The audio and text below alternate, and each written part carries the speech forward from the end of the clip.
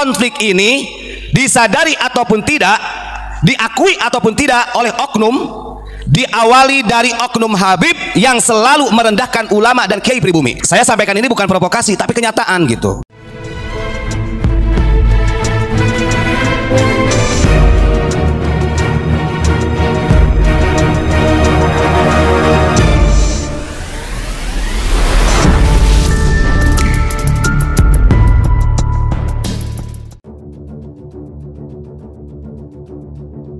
Assalamualaikum warahmatullahi wabarakatuh. Alhamdulillah ketemu lagi di channel Maret 27. Sahabat Maret 27 dimanapun Anda berada, semoga kita semua selalu dalam lindungan Allah Subhanahu wa Ta'ala, dimudahkan segala urusan kita baik di dunia maupun di akhirat. Amin Allahumma amin. Polemik nasab Alawi kian terus membesar dan melebar kemana-mana. Sejak keluarnya tesis Kiai Imaduddin Utsman Al-Bantani, diakui ataupun tidak, disadari maupun tidak, ini diawali dari ulah oknum Habib yang selalu merendahkan ulama dan kiai pribumi. Sekali lagi, disadari ataupun tidak, diakui ataupun tidak,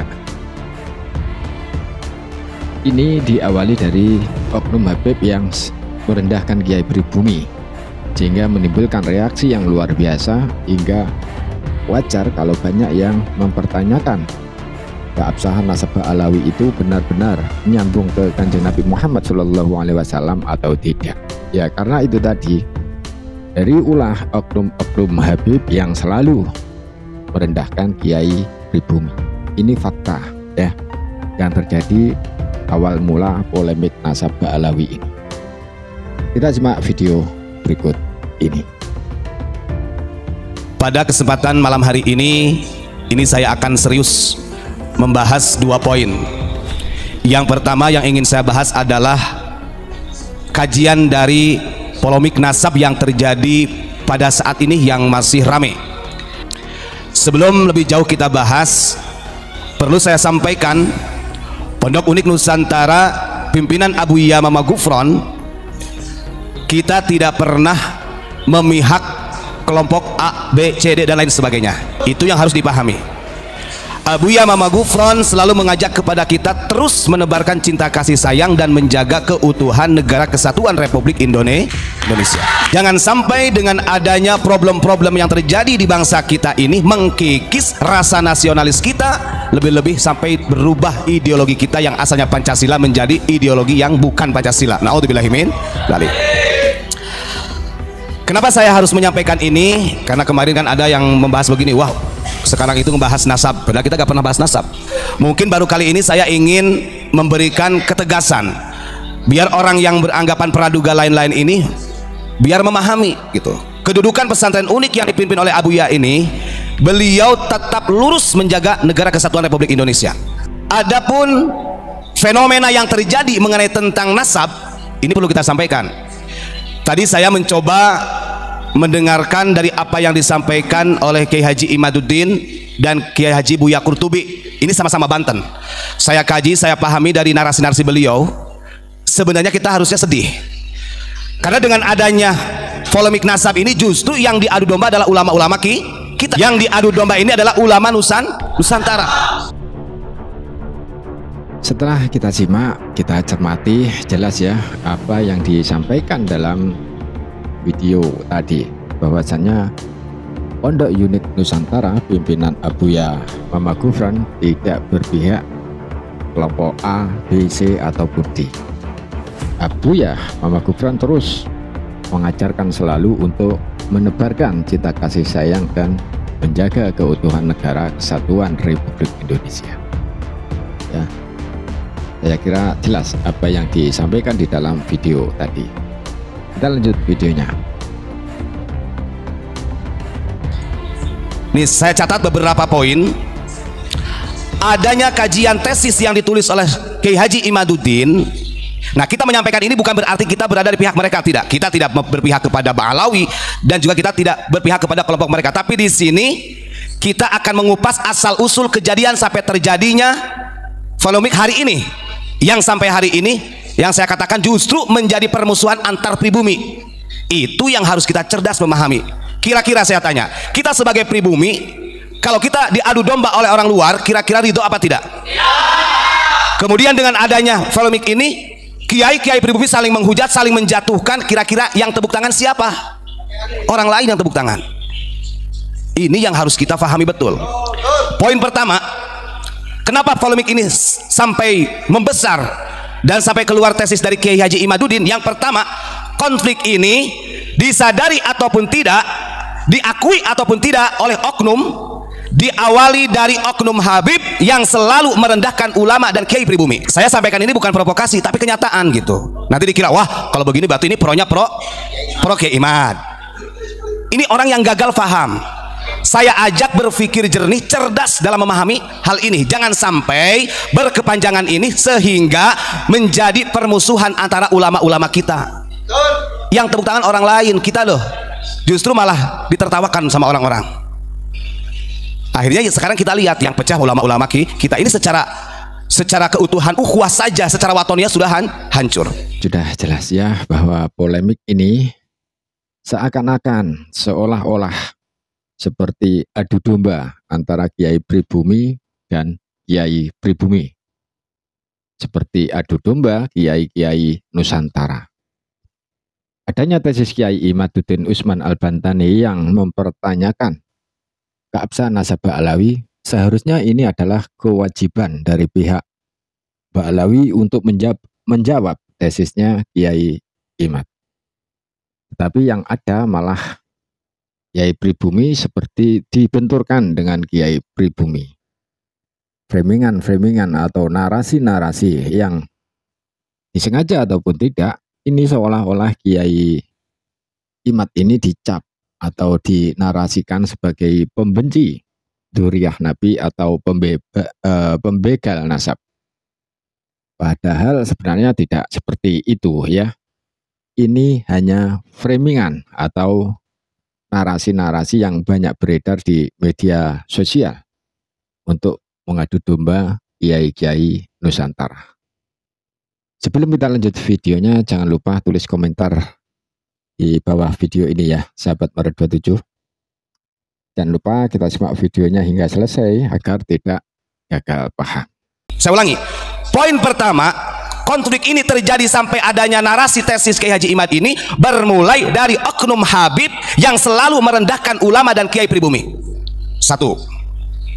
Yang kedua, adanya tesis Kiai Imad itu karena oknum Habib ini selalu menjadikan alat utama untuk mendoktrin umat dengan mustanadu rojaihim bi solahid abah yang sudah saya sampaikan itu ya. Terus kemudian saya simak dari beberapa video, orang-orang yang sekarang sedang memperjuangkan dari Wali Songo. Beliau Kiai Haji Imaduddin juga mengatakan bahwa saat ini banyak orang yang memframing seakan-akan Kiai Haji Imaduddin dan kawan-kawannya ini membenci para habaib dan membegal nasab. Ini sangat salah. Coba kalau andai kata benar-benar akal sehat gitu ya, disimak dengan baik-baik. Itu yang diasumsikan yang sehingga menjadi permusuhan. Saya simak videonya, beliau mengatakan begini, kita ini bukan pembegal nasab, kita ini bukan membenci mereka, tidak.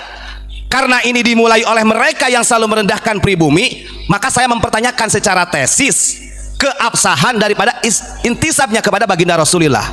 Ini kan sebenarnya harusnya jawabannya dari RA. Yang melawan tesisnya Kiai Imad ini harusnya dari RA gitu. Bukan justru malah kiai pribumi kita. Saya lihat ya Allah, akhirnya Buya Qurtubi sampai membuat tesis atau kitab yang beliau katakan bom nuklir untuk kesesatan Kiai Imad. Ini kalau kita lihat secara guru, dua-duanya ini orang Banten gitu. Coba kita sebagai pribumi, kira-kira kalau kita berakal sehat, kita tempatkan kita berada di tengah-tengah. Artinya dua-duanya ini adalah panutan ulama kita. Kita tidak memilih ABCD, coba dengan jernih. Kira-kira kalau para ulama kita saling menghujat seperti itu, bagaimana nasib para santri yang ada di Nusantara ini? Tidak terasa loh. Dengan adanya polemik ini justru kita malah retak. Dari beberapa poin yang saya pahami ini, justru di sini ada orang-orang yang sengaja ingin mengadu domba ulama-ulama kita. Paham nggak? Coba kamu lihat di media sosial. Wong video saya aja, videonya Abu Yama Magufur itu ada tuh. Ada yang motong, kemudian didampingkan dengan Kiai Anu. Kemudian ada juga yang didampingkan dengan Habib Anu, macam-macam. Ini sebenarnya yang benar-benar bobrok otaknya itu adalah muhibin yang betul-betul buta taklidnya. Ini yang harus benar dipahami. Kita harus cerdas. Jangan sampai dengan adanya polemik ini justru kita malah istilahnya mengompori adanya pergelutan atau takhosomah, permusuhan antar kiai. Kalau hanya sekedar ilmiah saya nggak jadi masalah. Tapi kalau sudah ada dikatakan kemudian si kiai A, wah kiai ini adalah orang sesat, ini sesat, ini tesisnya ini tidak bisa diterima, dan sampai mencaci maki, itu yang paling bahaya. Dan itu terjadi di media sosial.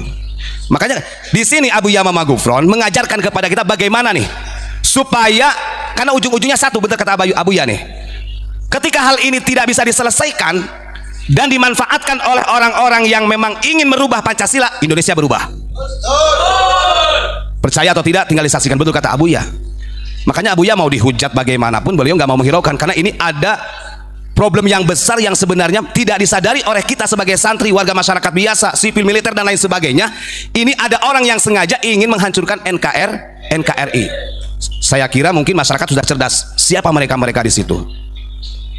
Makanya Masya Allah, saya tadi menyimak ini dari dua-duanya, dari Kiai Haji Qurtubi, Kiai Haji Imadi. Sebenarnya kalau secara pemahaman yang cerdas, ini memang ada orang yang memang sengaja, orang yang sengaja ingin mengadu domba. Yang lebih malunya lagi, ya Allah, sama-sama Banten, sama-sama Nah, kalau kita sebagai orang Banten, ya kita harusnya betul-betul sedih melihat kejadian polemik nasab yang terjadi pada saat ini. Makanya secara kita pahami, saya kasih catatan di sini. Secara sudut pandang kita melihat dari apa yang sudah terjadi sampai hari ini, tetap di balik ini ada yang mau mengadu domba pribumi, dan sampai hari ini mereka akan terus-menerus bagaimana agar supaya orang-orang pribumi ini hancur.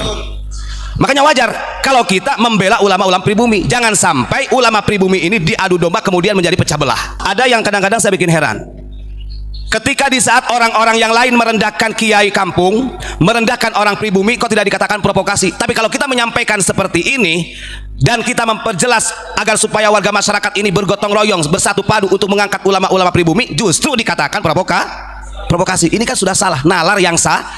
Saya sering katakan, kita ini loh hidup di Indonesia, makan di Indonesia, kencing di Indonesia, berak di Indonesia, bahkan mencari uang di Indonesia. Lalu yang harus kita perjuangkan itu negara mana kalau bukan Indonesia? Indonesia.